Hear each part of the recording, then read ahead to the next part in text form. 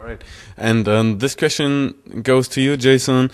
If you work together, and you just mentioned how many different people with their different influences get together, how dominant is Ed in this work? And Ed's, how dominant is he on the picking the material and stuff? No, he's not dominant at all. That's it. He's not dominant. We do it. Well, it's three people in the group, so we do the 2-to-1 all the time. But for the most part, if he's really feeling something and he's adamant about how much he feels it, we'll definitely be, taking a listen to it. Let me hear it again. Let me see what's what. There's plenty of times we get beats from producers playing. We just got some beats we did a show with Mos Def before we came here. We got a show with beats from this producer. I listened to him. I was like, oh, they're fire, whatever. Got him, and we was on our way to another show in Connecticut. Got the CD in the car. We all listened to it. Dude was just like, yeah, it's all right. It's not fire like you said. I'm like, all right, so it's not fire. Then a week later, we put him in again, and we was like, oh, it's fire. You know what I'm saying? We're on it. This shit's fire. Yeah, so it's just, it's not that it's not the thing with Ed. I've known Ed like 15 plus years. So it wasn't a situation where I was a new Jack MC and I didn't know him at all, and he kind of had to just, run me through everything. I didn't, I'd been around rapping for years. We'd been actually on tour. He was on tour with us and another friend of ours that was in Gangstar Posse when Gotta Have It was a demo. So we were all there kind of at the foundation. We didn't know at the time that, it was going to blow like the way it did and so forth. He did it. What are the? Yeah, we didn't know that because we was all doing rap together. Guru, me, we all had different names. Even Ed's name was Edo Rock at one time. It wasn't EDO.G. But basically, it was it's kind of just a comfort thing. You know what I'm saying? I was doing the creators projects, and it just came to him like, yo, listen to this, tell me what you think. And he was like, oh yeah, I'm feeling this. We did a couple of joints together. All the time that me and him did some joints together, it always came out real dope. So we started kicking this group idea around. You want to do this group? We want to do this group? And I'm like, yeah. And a couple of times when the thing didn't work with like Crumb and so forth, me and him was just gonna do it. Me and Ed was just gonna do it. But I'm kind of saying, he's a well-known veteran. You know what I'm saying? I'm getting well-known, but how much sense does it make for just me and him to do an album together like that? To me, that would be like a one-off mixtape type thing. You know what I'm saying? It wouldn't have be the sidekick. Like, oh, that's just Edo's, man. Yeah, I didn't want it to go from EDO.G and the Bulldogs to Jason the One Bulldog. Yeah, you know what I'm saying? So we we got this cat Slane involved who was doing some things, and we really put it together. Brings another element with what we're doing. Like, he's part of the kind of hardcore scene. Yeah. He's cool with a lot of like Hatebreed, Madball. We did a Special Teams did a joint with Hatebreed. The hardcore song. And Slane brings that element to the group. He's part of that scene. He knows all of those guys. Those are his boys. So we want to, like we said, to bring the whole thing, to round it off and make it 360. That brings every different element, and touching people who I might not touch. In a hardcore crowd, we got a song with Hatebreed. That's something totally to the left from what we do. You know what I'm saying? As Primo and Pete kind of stand up for the sound of the 90s, what is the Special Teams album gonna sound like?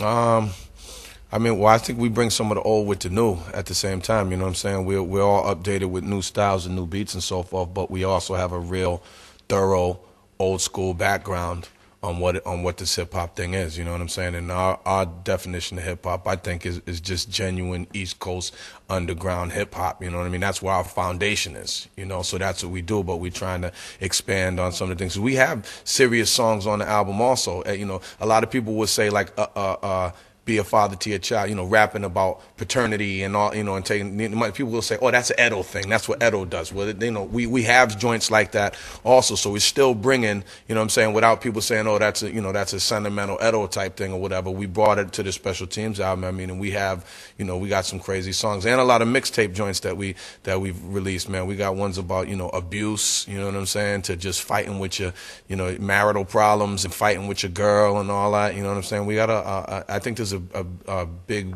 range on there, you know what I'm saying? From hardcore joints to sentimental joints and so forth. And all in all, people are going to get about 30-something songs. There's 24 on the mixtape right now, all of them original. 28?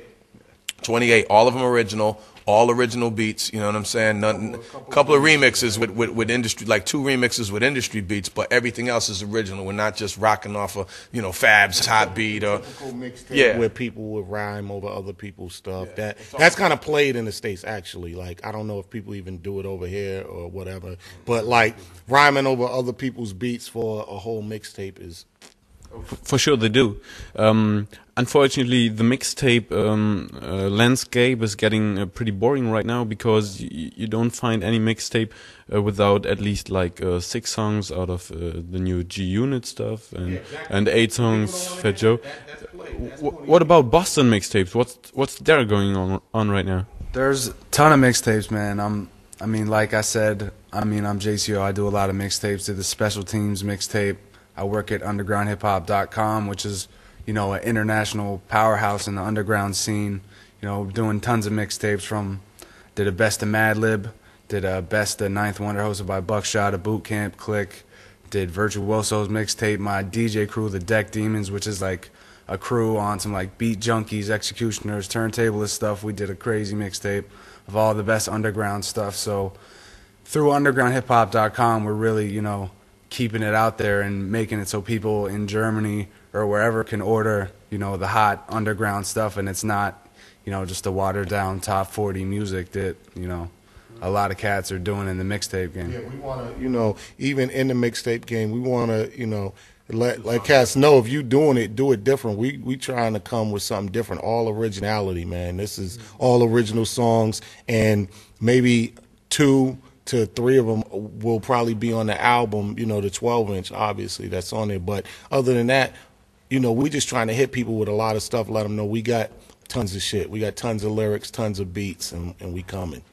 It's very interesting because we're talking about mixtapes right now. I remember times when people, or when, put it in another way, when radio shows were sometimes so good that people would just tape it and listen to it like forever. Yeah. Red Alert and freaking Chuck Chill Out and, you know, Marley Marl, everybody, man. All those cats. BLS and Kiss, that's what it was. Yeah, it was New York, you know what I'm saying? Kiss FM, those were the joints. And 105.1, that's the station my cousins was on, awesome too. And those stations were all, you know, big time. That's when it was. But I mean, now it's whatever. You know, radio is whatever. Sirius is the shit still. Sirius sucks too. I think that satellite shit sucks too. I'm gonna tell you what's better. I got it. I got satellite radio. Satellite radio sucks too. They say there's no commercials. They talk too fucking much. Period. You know what I'm saying? And they play a lot of the same bullshit too. I mean, it's a huge jump over regular radio. You know what I mean? But that satellite radio shit is overrated too, man. It's the best thing. You know what the best radio is? Hook your iPod up into your radio. That's the best radio because then you can hear what you want to hear, the joints you want to hear. Because they play a lot of bullshit on the satellite radio too, man. Play a lot of bullshit. You know what I mean? And but it's a new it's a new medium. So. It's a new medium, no doubt.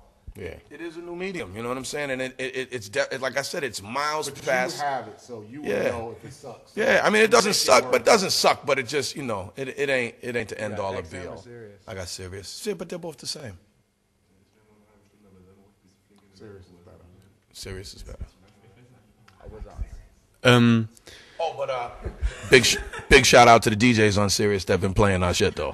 We're doing something with the Wonder Twins soon. Yep, we're doing something with the Wonder Twins. Static Selector been banging it. Yep. You know, Primo was banging it live out of headquarters. So, you know, big shout out to all of them for hooking us up. Yeah, I made an appearance on Sirius too. Did a couple Halloween mixes. They aired it last year, so get my foot in the door there. You know what I'm saying?